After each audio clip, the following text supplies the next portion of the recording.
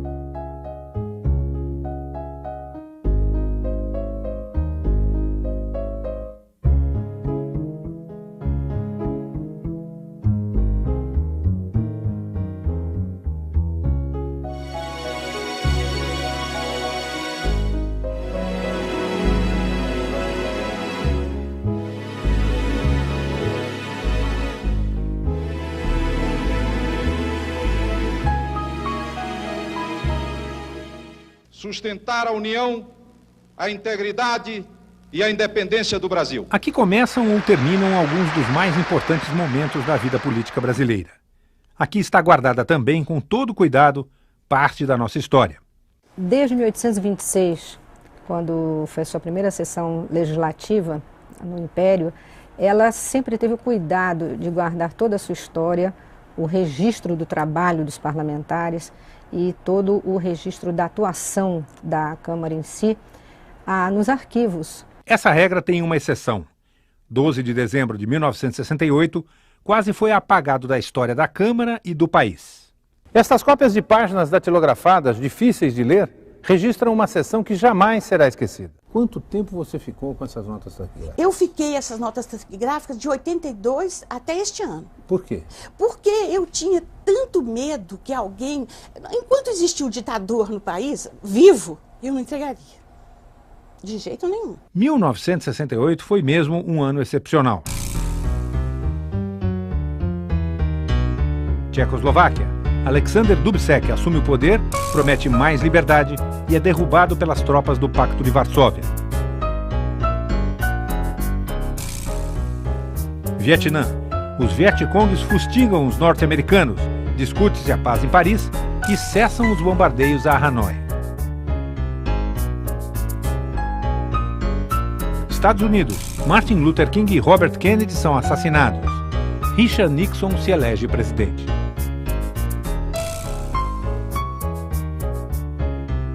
França. Os estudantes tomam as ruas de Paris e esboçam uma revolução. O general de Gaulle dissolve a Assembleia e convoca o exército para reprimir os protestos.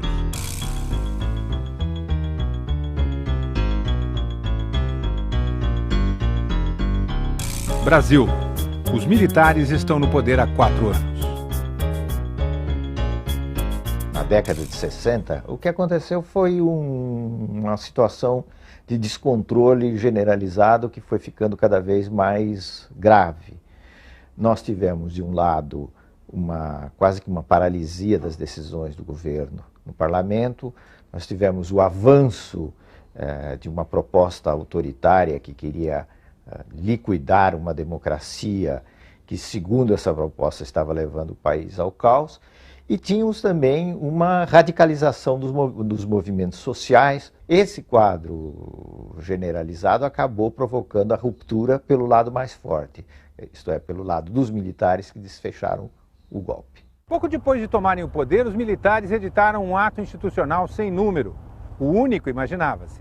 Ele suspendia as garantias constitucionais e cassava os direitos políticos de centenas de líderes, dirigentes sindicais, intelectuais e jornalistas. Muitos foram presos. Mas as eleições estaduais marcadas para outubro de 65 foram realizadas. Apesar das pressões, a oposição ganhou em Minas e na Guanabara, levando o governo a mudar as regras do jogo pela força mais uma vez. Em fevereiro de 1966, o ato institucional número 3 acaba com as eleições diretas para governador. Diversos deputados são cassados, o Congresso reage e é fechado durante o mês de outubro. Fizeram ninhos de metralhadora assim, em volta do Congresso, né? E nós falamos, nós não vamos sair daqui. Ficamos lá, uma grande parte dos deputados, ficamos todos lá, sabe? Entrincheiraram lá no gabinete do presidente da Câmara. No dia 15 de novembro, os brasileiros elegem prefeitos, vereadores, deputados estaduais, federais e senadores. Parte da oposição está fora do jogo político. Só 2 partidos estão legalmente constituídos. A oposição se junta no MDB, o Movimento Democrático Brasileiro, e os partidários do governo na Arena, a Aliança Renovadora Nacional. Faz parte do rearranjo institucional do golpe militar. E isso com a esperança que com 2 partidos seria estável a política brasileira. E isso se mostrou impossível, né, devido ao nível de oposição, e essas contradições foram seguradas até o 12 de dezembro de 68. Mas antes que o novo parlamento tomasse posse, o ato institucional número 4 convocou o Congresso em caráter extraordinário para discutir e aprovar em menos de 2 meses uma Constituição feita sob encomenda pelo governo. No dia 15 de março de 67, o Marechal Costa e Silva e o novo Congresso tomaram posse, já sob a vigência da nova Constituição.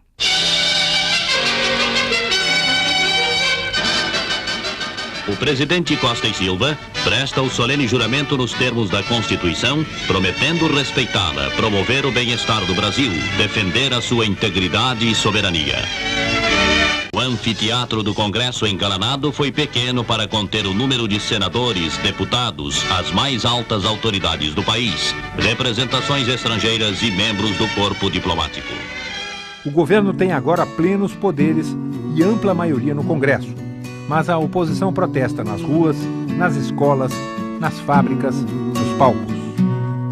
Caminhando e cantando e seguindo a canção, somos todos iguais, braços dados ou não, nas escolas, nas ruas, campos, construções, caminhando e cantando e...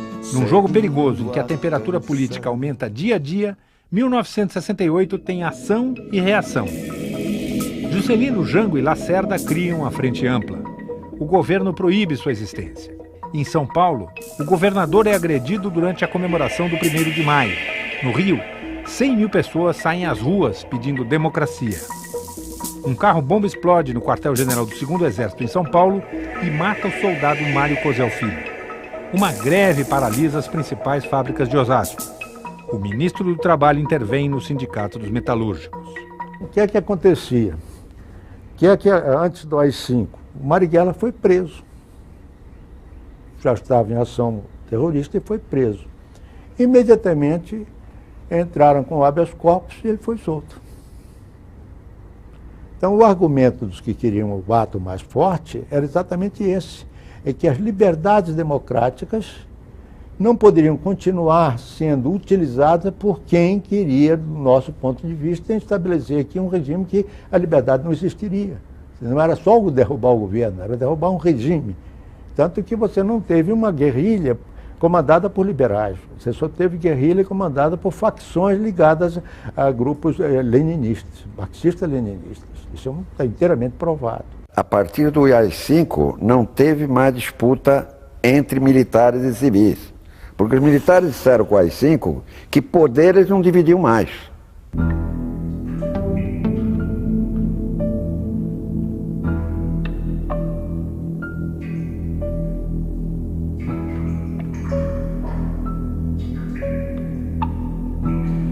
Eu confesso que é com verdadeira violência aos meus princípios e ideias que adoto uma medida como essa. Mas adoto porque estou convencido que é do interesse do país, é do interesse nacional que ponhamos um basta à contra-revolução. O ato editado pelo chefe do governo, com o referendo de todo o Ministério, está concebido nos seguintes termos. O presidente da República poderá decretar o recesso do Congresso Nacional, das Assembleias Legislativas e das Câmaras de Vereadores por ato complementar em estado de sítio ou fora dele, só voltando os mesmos a funcionar quando convocados pelo presidente da República. No interesse nacional, poderá decretar a intervenção nos estados e municípios sem as limitações previstas na Constituição. Poderá suspender os direitos políticos de quaisquer cidadãos pelo prazo de 10 anos e cassar mandatos eletivos federais, estaduais e municipais. Excluem-se de qualquer apreciação judicial todos os atos praticados de acordo com esse ato institucional e seus atos complementares, bem como os respectivos efeitos. Contra a autorização para processar Márcio Moreira. Fica suspensa a garantia de habeas corpus.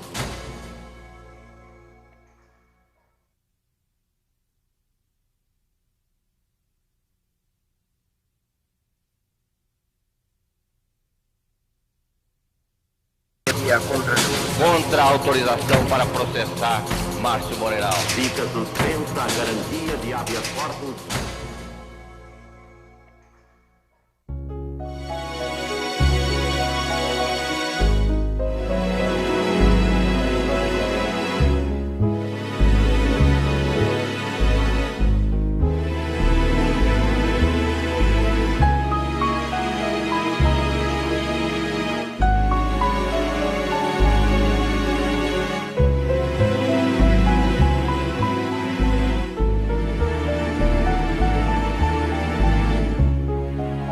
E aí eles colocaram uma viatura, como uma isca, uma viatura com policiais dentro do campus, né?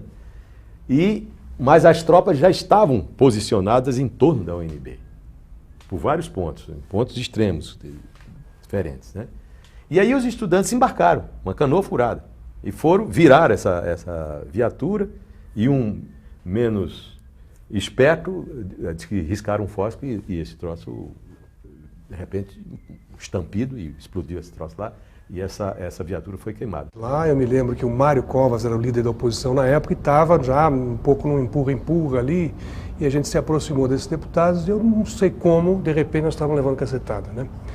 Eram dezenas de soldados com cacetete batendo, e o meu pai, que era mais experiente, achava temeroso qualquer tipo de resistência, né? Ele me catou pelo pescoço e se movimentava, evitando que os policiais se aglomerassem em volta da gente. Aí quando serenou, eu estava perto de mim o comandante nessa hora, um major cujo nome não me lembro, mas a imprensa deu muito o nome dele na época. Eu falei que o major, que tornei mostrar minha cadeira de deputado, nessa hora ele levou uma cacetetada na mão, minha cadeira foi para longe. E eu falei para o Major, essa tropa está embriagada. Eu senti o cheiro de pinga do pessoal. Ele chegou a dizer para mim, o senhor queria que eles fossem fazer um evento desse sem beber? De repente, aquilo se diluiu, mas nós ficamos arrebentados, né? Meu pai ficou com o corpo todo preto, tinha problemas de coagulação, e eu fiquei todo encalombado. No próprio dia 30 de agosto, vários parlamentares condenaram a ação dos militares e responsabilizaram o presidente da República pela violência. 3 dias mais tarde, no chamado pequeno expediente, normalmente pouco frequentado, alguns deputados voltaram ao tema. Senhor presidente, senhores deputados, vou ler um manifesto assinado pelas mães de todo o Brasil. Violência e prisões e assassinatos de estudantes em Brasília. Violências e prisões em Belo Horizonte. Violências e prisões em São Paulo. Violências e prisões no Ceará. As mães brasileiras, enlutadas, indignadas e revoltadas, acusam os assassinos de seus filhos e os apontam à execração pública. Exigimos a libertação de todos os presos. Exigimos o direito do estudante de pedir uma autêntica reforma ao ensino. Exigimos que a tranquilidade torne aos lares brasileiros. Exigimos a punição dos culpados. Intimamos também, como cidadãs brasileiras, a parte consciente das Forças Armadas, a que não assistam impassíveis a que um bando de ressuscitados SS revivam no Brasil o clima da Alemanha nas vésperas do nazismo. Chega de repressões, chega de prisões, chega de assassinatos. Há o sofrimento que a gente tem quando a gente é mãe e que a gente vê um filho da gente por ideal, às vezes um ideal inocente, às vezes. Ele se desviar e ser preso por um bando de gorilas, preso e colocado em algum lugar que a mãe não sabe. É horrível, parece um nazismo. Senhor presidente, senhores deputados, todos reconhecem ou dizem reconhecer que a maioria das Forças Armadas não compactua com a cúpula militarista que perpetra violências e mantém este país sob regime de opressão. Creio haver chegado, após os acontecimentos de Brasília, o grande momento da união pela democracia. Este é também o momento do boicote. As mães brasileiras já se manifestaram. Todas as classes sociais clamam o seu repúdio à violência. No entanto, isso não basta. É preciso que se estabeleça, sobretudo por parte das mulheres, como já começou a se estabelecer nessa casa por parte das mulheres parlamentares da Arena, o boicote ao militarismo. Vem aí o 7 de setembro. As cúpulas militaristas procuram explorar o sentimento profundo de patriotismo do povo e pedirão aos colégios que desfilem junto com os algozes dos estudantes. Seria necessário que cada pai, cada mãe, se compenetrasse de que a presença dos seus filhos nesse desfile é um auxílio aos carrascos que os espancam e os metralham nas ruas. Portanto, que cada um boicote esse desfile. Esse boicote pode passar também, sempre falando de mulheres, as moças, aquelas que dançam com cadetes e namoram jovens oficiais. Seria preciso fazer hoje no Brasil com que as mulheres de 1968 repetissem as paulistas da Guerra dos Emboabas e recusassem a entrada à porta de sua casa aqueles que vilipendiam a nação. Recusassem a aceitar aqueles que silenciam e, portanto, se acumpliciam. Discordar em silêncio pouco adianta. Necessário se torna agir contra os que abusam das Forças Armadas, falando e agindo em seu nome. Creio, senhor presidente, que é possível resolver esta farsa, esta democratura, este falso entendimento pelo boicote. Enquanto não se pronunciarem os silenciosos, todo e qualquer contato entre civis e militares deve cessar, porque só assim conseguiremos fazer com que esse país volte à democracia.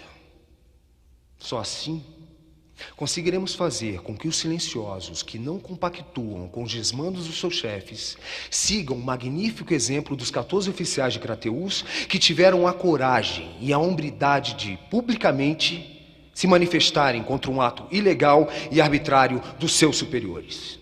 É um discurso de 5 minutos, baseado na história da Disistrata, que é uma peça sobre as mulheres de Atenas, que se recusam a se encontrar com os maridos, enquanto eles não voltassem e lutassem contra a Esparta e derrotassem.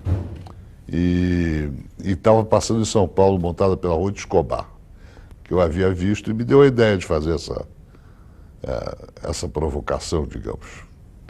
Mas uma coisa sem consequência, sem importância, que eu não podia imaginar que fosse ter a importância que lhe deram. Eu fui passando pelo plenário, eu ia para o comitê de imprensa, no fundo do plenário, à esquerda, e fiquei ouvindo um discurso breve. Foi um pinga-fogo de 1 hora vazia da sessão da Câmara, e que acho até que eu era um dos poucos que estavam presentes e acompanhando, porque as pessoas lá dentro do comitê de imprensa não ouviam direito, não davam importância porque estavam fazendo matérias anteriores. Então aquilo me surpreendeu e eu fiz. Mas porque, pelo inusitado, não, acreditando que aquilo fosse gerar algum problema, que não era ridículo até demais para isso, né? Pouco depois, o ministro da Justiça, Luiz Antônio da Gama e Silva, procurou os líderes do governo pedindo a abertura de processo contra Márcio Moreira Alves, exigida, segundo ele, pelos ministros militares e pelo presidente Costa e Silva. O caso começava a ganhar importância enquanto a situação política continuava agitada em todo o país. Estudantes da USP e do Mackenzie entram em greve em São Paulo. A polícia prende todos os participantes do clandestino Congresso da UNE. O americano Charles Chandler, aluno de Sociologia e Política na USP e ex-instrutor de guerrilha no Vietnã, é metralhado em seu carro. No dia 6 de novembro, o presidente do Supremo Tribunal Federal, Luiz Gallotti, assina o pedido de licença para processar o deputado Moreira Alves e o envia à Câmara dos Deputados. O ministro Gama e Silva me procurou na Câmara. Diz, olha, a situação é muito delicada, as Forças Armadas estão irritadíssimas, então eu queria que você avocasse o processo para relatar, uma vez que o presidente viajou, que é o deputado Jamai, para o Rio Grande do Norte. E eu fui sensível a este apelo, e também o Dr. Rondon Pacheco, que era o chefe da Casa Civil do presidente Costa e Silva. 27 de novembro, a Comissão de Constituição e Justiça se reúne 2 vezes. Entre um e outro encontro, 9 arenistas contrários ao pedido de licença são substituídos por parlamentares que votam com o governo. Bem, o que nós precisávamos? Nós precisávamos de uma saída negociada. Bom, mas para a saída negociada nós precisávamos de tempo. Nós seguramos na Comissão de Constituição e Justiça, ela não chegou a votar. Alguns, eu me incluí entre eles, achavam que o governo convocaria, ele sempre tinha a prerrogativa de convocar o Congresso, portanto continuar. 10 de dezembro, por 19 votos a 12, a Comissão de Constituição e Justiça aceita o pedido e encaminha o projeto de resolução ao plenário. A rigor, eu já tinha assistido em vários instantes um movimento de rebeldia do lado dos que sustentavam o governo, que acabava ao longo do processo se esgarçando. Começamos a perceber que ficava cada vez mais difícil obter a aprovação na Câmara. Aqueles que estavam mais próximos do presidente, o que se sentia é que se houvesse uma recusa, a reação militar seria grande. Contra a autorização para processar Márcio Moreira Alves. Fica suspensa a garantia de habeas corpus.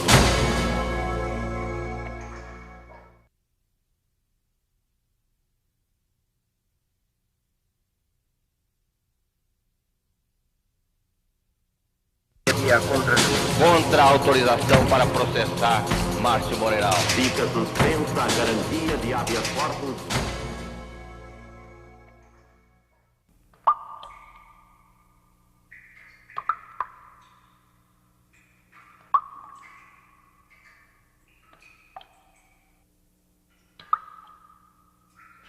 O jovem deputado carioca, com a sinceridade, exuberância, veemência e impetuosidade dos moços, exasperou-se frente ao extermínio de colegas da mesma idade, ao caírem metralhados por agentes do governo.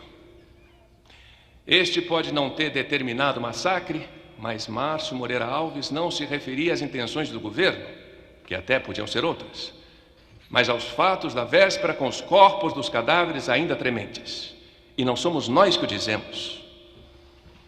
A Câmara não poderá, pois, decidir senão pela recusa ao pedido de licença para processar o moço da Guanabara. O que está em jogo é a sorte da instituição, o Congresso Nacional. Meu voto, consequentemente, é pela recusa. Estou certo de que os 2 partidos desta vez se unirão porque estão unidos na boa trincheira, porque estarão unidos na boa causa, porque estarão à sombra do que há de mais digno de ser preservado e acatado, porque estaremos à sombra da Constituição, defendendo o poder maior que é o poder da democracia em favor do povo brasileiro. Por tudo isso, senhor presidente, voto contra a concessão da licença. Protesto contra o conteúdo das palavras proferidas pelo deputado na tribuna do plenário. Não posso, entretanto, concordar no prosseguimento do processo, porque ele, apesar de inconsequente, usou de um direito que a própria Constituição lhe outorgou. Voto contra.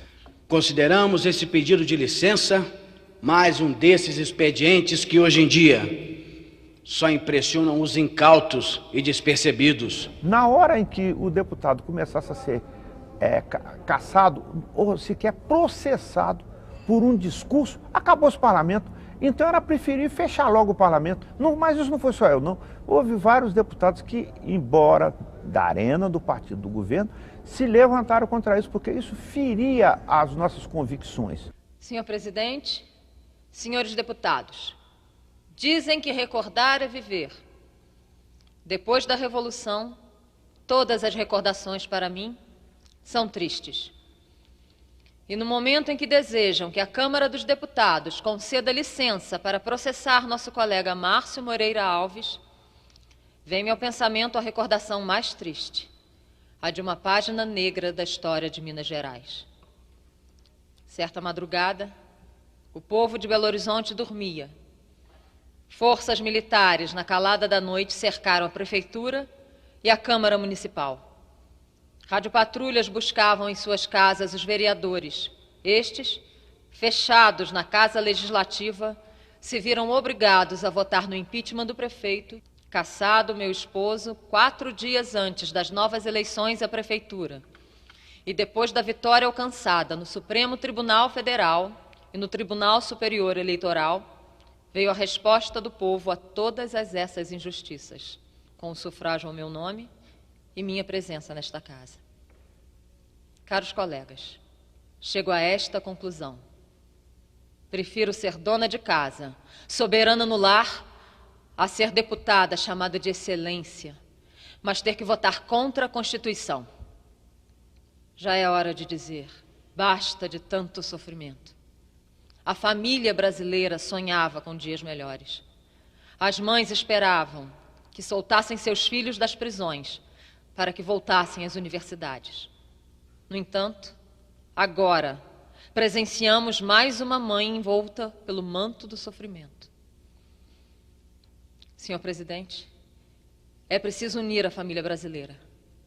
Civis e militares, somos todos irmãos. Caxias, o patrono do Exército, nos ensinou que cada um cumpra o seu dever. E é o nosso dever defender a Constituição. Meu voto é contra. Quem entra na chuva é para molhar. Não precisa ter medo de chuva. E não tem essa palavra medo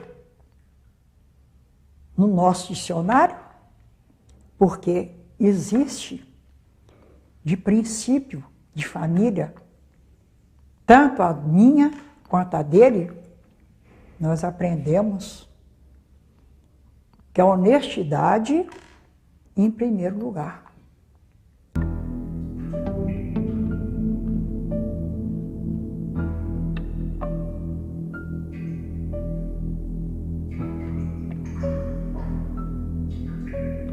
No meu entender, senhor presidente, devemos preservar a Revolução e fazer para que ela possa atingir os seus objetivos. Realmente, com este ato, nós estamos instituindo uma ditadura. E acho que, se ela é necessária, devemos tomar a responsabilidade de fazê-la. Concedo a palavra ao deputado Garcia Neto. Eu peço desculpas aos meus correligionários. Dos 31 deputados que usaram a tribuna, 16 falaram sobre o deputado Márcio Moreira Alves. Outros 15 trataram de temas diferentes, como o asfaltamento de uma ponte, a redução dos impostos para o algodão, o trigo no Rio Grande do Sul, o Salão do Automóvel. O presidente da República e esposa visitam o 6º Salão do Automóvel em Ibirapuera. Projetando sua influência sobre quase todos os setores da vida nacional, o complexo industrial assumiu as proporções de verdadeira base de nossa integração econômica. A Câmara dos Deputados é a Câmara do Povo, não é? E de todo o povo brasileiro, portanto, de todas as questões que envolvem a nacionalidade, que envolvem os interesses populares. Por isto, e muito certamente por isto, é que no dia de um evento, digamos, traumático para o país, não é? Ainda assim discutiram-se temas aparentemente irrelevantes, mas irrelevantes para nós, talvez, da classe política, não é? Mas relevantíssimos para setores da sociedade. Termina o pequeno expediente. Está chegando o grande momento. Chamo a atenção dos nobres colegas que, por força do regimento, o orador não poderá receber a parte. Tem a palavra para encaminhar a votação o senhor deputado Márcio Moreira Alves. Senhor presidente, senhores deputados, marcou-me o acaso para que me transformasse em símbolo de mais essencial das prerrogativas do poder legislativo. Independente do meu desejo, transmudaram-me no símbolo da liberdade de pensamentos expressa na tribuna dessa casa. Não se julga aqui um deputado. Julga-se uma prerrogativa essencial do poder legislativo. Livre como o ar, livre como o pensamento, a que dá guarida deve ser a tribuna da Casa do Povo. Senhor presidente, não defendo o mandato que recebi para furtar minha responsabilidade de responder por minhas palavras e opiniões. Nunca deixei de ser por elas pessoalmente responsável, como jamais deixei de exprimi-las. Ataquei governos e poderosos quando, a proteger-me, tinha apenas a inviolabilidade de minha consciência. Nas trincheiras da oposição, passei minha vida de jornalista. Não abdiquei meu dever de opinar quando muitos calavam e o presidente da República podia suspender arbitrariamente direitos políticos. Buscam os inimigos do próprio Congresso um pretexto. Acusam-me de injuriar as Forças Armadas. Nos processos penais de injúria, a ação é liminarmente suspensa quando o acusado nega o seu ânimo de injuriar e o acusador aceita a explicação. Nego, aqui e agora, que haja em qualquer tempo ou lugar injuriado às Forças Armadas. As classes militares sempre mereceram e merecem o meu respeito. O militarismo que pretende dominá-las e comprometer-lhes as tradições democráticas, transformando-as em sua maior vítima, esse militarismo, deformação criminosa que as civis e militares contaminam, impõe-se ao nosso repúdio. Entrego-me agora ao julgamento dos meus pares. Rogo a Deus que cada um saiba julgar em consciência se íntegra deseja manter a liberdade desta tribuna, que livre recebemos das gerações que construíram as tradições políticas do Brasil.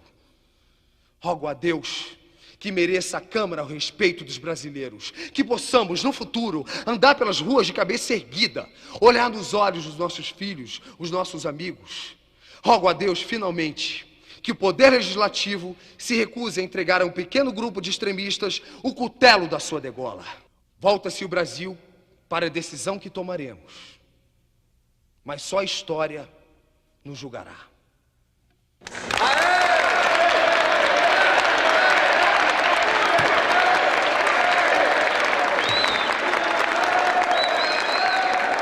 Era o sentimento de que eu estava vivendo realmente um momento histórico na vida do país e, sobretudo, na minha vida. Que ali ia ser jogado uma boa parte do meu destino, como foi.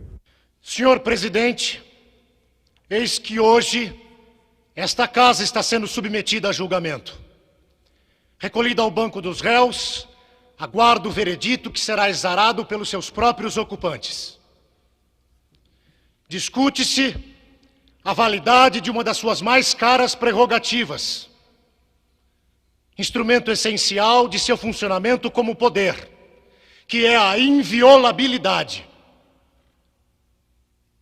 A acusação é o crime de injúria a uma instituição. As Forças Armadas. A arma, a palavra. O instante, os dias em que atingiu o clímax, a alta tensão emotiva emergente dos episódios relacionados com a invasão da Universidade de Brasília. Um poder soberano não delega, não transfere. É ele próprio juiz de seus atos. Há de ter independência e grandeza para manter essa condição inalienável. E o Poder Legislativo, exatamente para reservar-se essa condição, sabiamente estabeleceu limitações regimentais para a inviolabilidade, fixando o poder de polícia pelo próprio órgão diretor da Casa. Tem o Poder Legislativo o direito de transferir a outro poder um problema que, surgido no seu âmbito, da sua competência, o colocará em confronto com outros poderes e instituições? É possível que o faça. Mas nesse instante já não será um poder. Seus componentes já não exercerão mais a função pública, mas terão sido transformados em funcionários públicos. Resta-nos, senhor presidente, o argumento dos simplistas. Trata-se de uma exigência. As Forças Armadas impõem uma reparação atingidas que foram em seus brios. Se esta afirmação fosse verdadeira, o que eu contesto, eu diria que ela apresenta uma deformação originária. Não é possível desagravar uma instituição pelo caminho inviável do desrespeito a um poder. Para que tenha significado e validade, a manifestação de apreço desta casa ou de qualquer de seus membros a qualquer instituição, é necessário que ela se autorrespeite. Que conceito se faria de um chefe de família que, para exaltar as virtudes de seu vizinho, aviltasse o procedimento de seus filhos? O elogio, sob o império da subserviência, transforma-se em bajulação. Sou, senhor presidente, por formação e por índole, um homem que fundamentalmente crê. Desejo morrer do crime da boa-fé antes que portador do pecado da desconfiança. Creio na justiça, cujo sentimento, na excelsa lição de Afonso Arinos, é a noção de limitação de poder. Limitação bitolada por dois extremos. Sua contenção, para que não extravase na prepotência, e seu pleno exercício, para que não se despenhe na omissão. Creio no povo, anônimo e solitário, com todos os seus contrastes. Desde a febre criadora, a mansidão paciente. Creio ser desse amálgama, dessa fusão de almas e emoções, que emana não apenas o poder, mas a própria sabedoria. E nele crendo, não posso desacreditar de seus delegados. Creio na palavra, ainda quando viril ou injusta, porque acredito na força das ideias e no diálogo, que é seu livre embate. Creio no regime democrático, que não se confunde com a anarquia, mas que em instante algum possa rotular ou mascarar a tirania.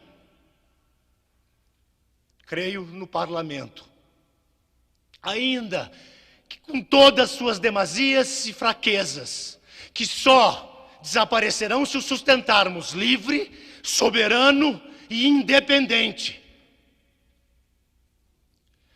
Creio na liberdade, este vínculo entre o homem e a eternidade. Essa condição indispensável para situar o ser à imagem e semelhança de seu Criador. Creio, senhor presidente, que esta minha crença mais se consolidou pelas últimas lições que recebi. Pois nunca é tarde para aprender que a honra,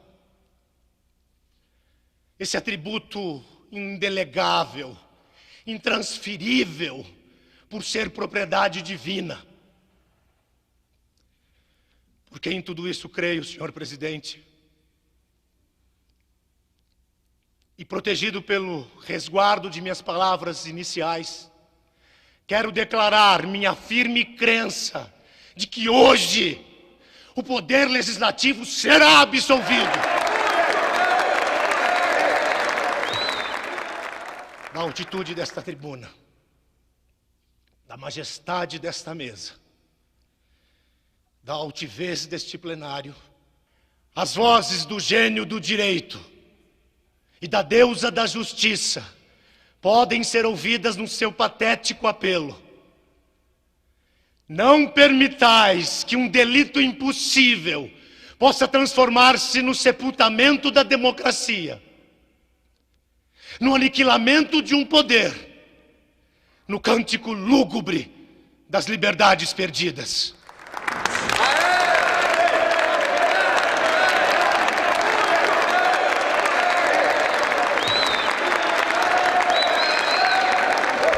Mas naquele instante, eu acho que correu um sentimento coletivo de que ou naquele instante se votava contra, ou então o Congresso ficava reservado um papel muito ruim, porque quem estava no poder se desobrigava até mesmo dos atos de violência. Ele transferia esses atos de violência para o Congresso.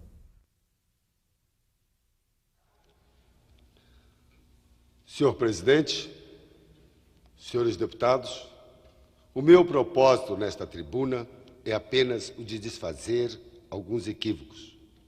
O primeiro deles é quando se diz que estamos procedendo à degola de um deputado, a cassação de um de nossos colegas. Não se trata absolutamente disto. O que temos em vista é um pedido de licença dirigido pelo Supremo Tribunal Federal à Câmara dos Deputados. Então, quem entender que se trata de degola, necessariamente há de estabelecer que os juízes do Supremo Tribunal Federal são carrascos e não magistrados.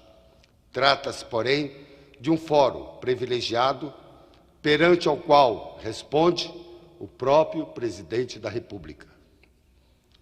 O que temos em vista é que, ora, de uma vez por todas, fique esclarecido no juízo de cada qual isto: ninguém vai julgar. Esta Câmara não é composta de juízes, é composta de políticos. O nosso voto é a respeito de saber se vamos conceder ou negar uma licença para processar o deputado solicitado pelo Supremo Tribunal Federal. A Câmara não julga, não condena, nem absolve. O seu papel é de um poder político. Os motivos políticos hão de orientar a decisão da Câmara. Aqui está em causa o abuso de direitos políticos. Abuso este que atenta contra a ordem democrática. Não é injúria contra a instituição ou contra as Forças Armadas ou contra militares. O que há é um atentado contra a ordem democrática, no qual o agente chega a aconselhar ao nosso povo que boicote a nossa independência. No exercício do mandato, o deputado é inviolável. Toda vez, porém, que ele foge às regras éticas, cíveis e patrióticas do seu próprio procedimento, evidentemente que ele não pode chamar para si o direito de ofender a própria pátria, em cujo nome a Constituição foi feita. E o deputado não estará exercendo seu mandato quando, da tribuna, onde deveria fazer pequenas comunicações, ele quebra a harmonia dos poderes, injuria instituições que pertencem a outra esfera da administração pública e vai ao ponto de negar a própria autenticidade da nossa independência. Mas, senhor presidente, eu ia dizendo que me enchia de orgulho. Se orgulho fosse permitido a um cristão, mas na unidade da minha condição pessoal, ergo-me num desvanecimento de gratidão imensa a Deus, que nesses dias tumultuosos e passageiros me fez líder de um grupo de homens desabusados e dignos, coerentes e puros, bravos e patrióticos, que aqui vieram arrostando todas as dificuldades para sustentar esta causa, que é patriótica. A hora é decisiva. Há pressões? Sim, há pressões de certa imprensa que procura alardear o voto daqueles que entendem rebeldes e procura diminuir daqueles que se consideram fiéis à sua própria formação. A pressão dos partidos políticos.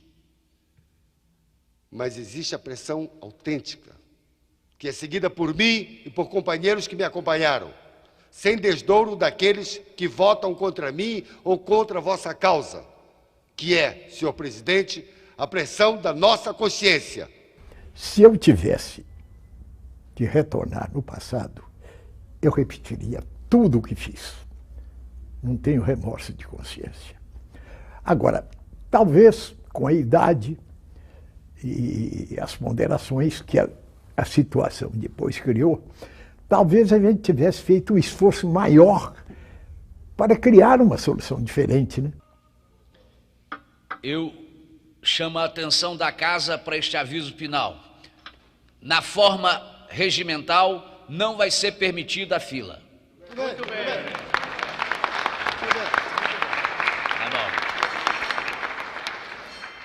À medida que os senhores deputados forem sendo chamados, deverão passar pela cabine secreta e escolher a cédula e a sobrecarta.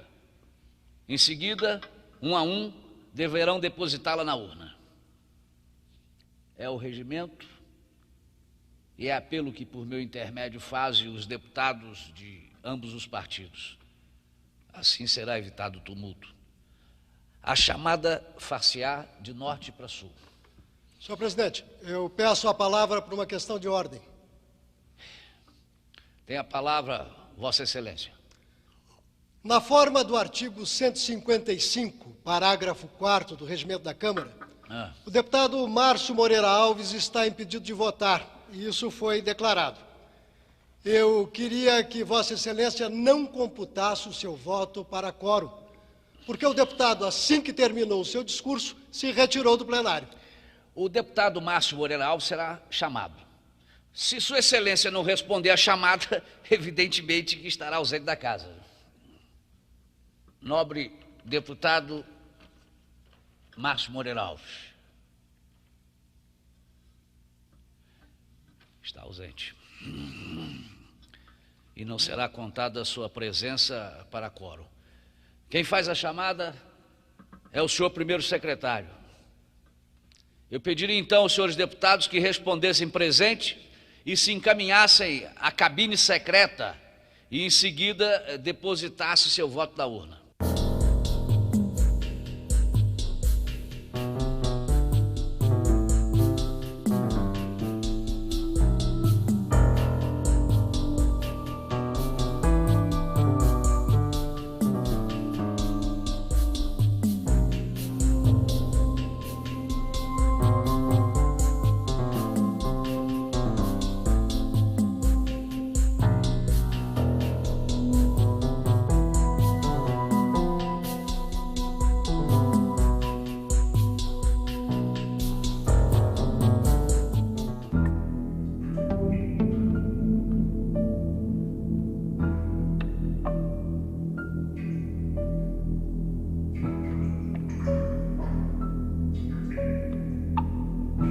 chefe do Serviço Nacional de Informações, tive oportunidade de fazer um minucioso relatório sobre a situação nacional brasileira.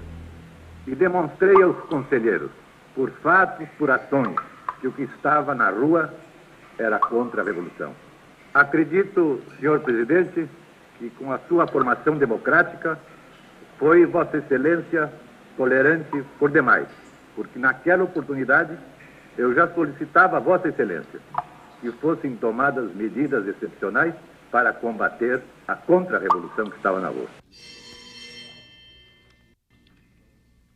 Foram encontradas na urna 369 sobrecartas, número que coincide com o de votantes. Vai se proceder à apuração do voto de cada um. Vossa Excelência anuncia que votaram 369 deputados. Exatamente. O quórum é de 370. contando com a presença do deputado Márcio Moreira Alves. Pergunto a Vossa Excelência qual o quórum exigido para aprovação. Metade mais um dos presentes. A única configuração é da aprovação. Qualquer resultado diferente de 50% mais um dos votos corresponde à rejeição. Senhor deputado Mário Covas, eu vou dar um esclarecimento definitivo. Compareceram 370 deputados e 369 votantes, mais o deputado Márcio Moreira Alves. A metade mais um decide a votação. Perdão, decide a votação não. São 370 votos. Perdão, são 370 deputados. A metade mais um corresponde a 186. Portanto, acima de 186, a licença será concedida. Agora, se não alcançar os 186 votos, a maior licença votação não será que concedida. surgir, esta é que decide. Sempre se faz assim e não há dispositivo regimental em contrário. Essa é a minha decisão, minha. O resultado será proclamado de acordo com a maioria dos votos e vai se proceder à apuração. Eu sempre achei que ia ganhar. O que eu não sabia eram as consequências da vitória. Sabia que para mim ia ser muito desagradável. Eu vinha recebendo uma série de ameaças de morte e de coisas mais desagradáveis, queriam me capar, coisas assim. Então eu preparei a minha saída de Brasília, naquele dia mesmo da votação. A mesa vai proclamar o resultado da votação. Sim, 141. Não, 216.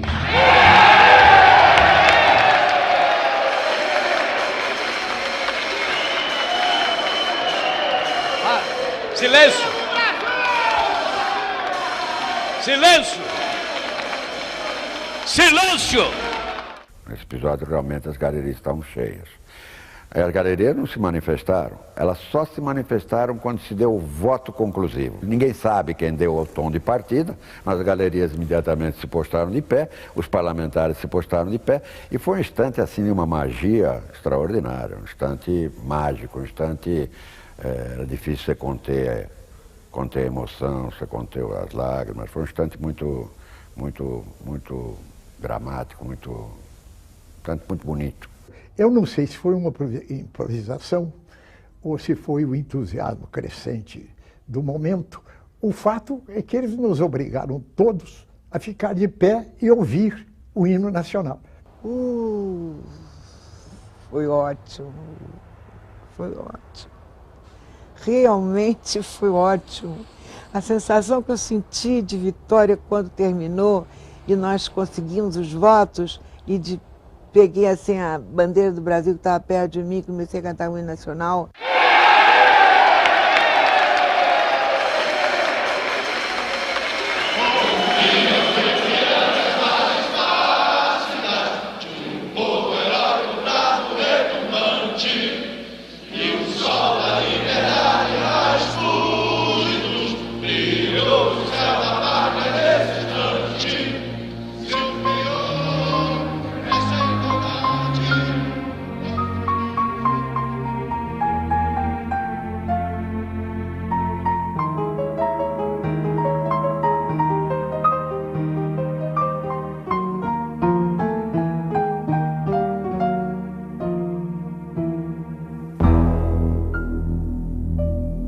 Senhoras e senhores, muito boa noite.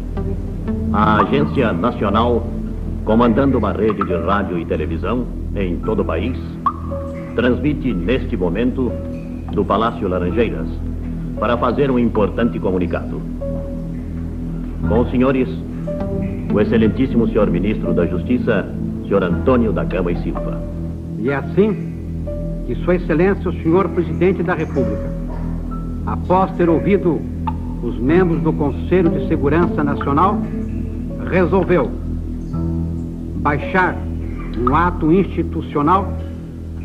Este ato institucional dá ao Governo da República os meios necessários e os instrumentos legais adequados para, assegurando a ordem e a tranquilidade, realizar os propósitos e os fins da Revolução de Março de 1964.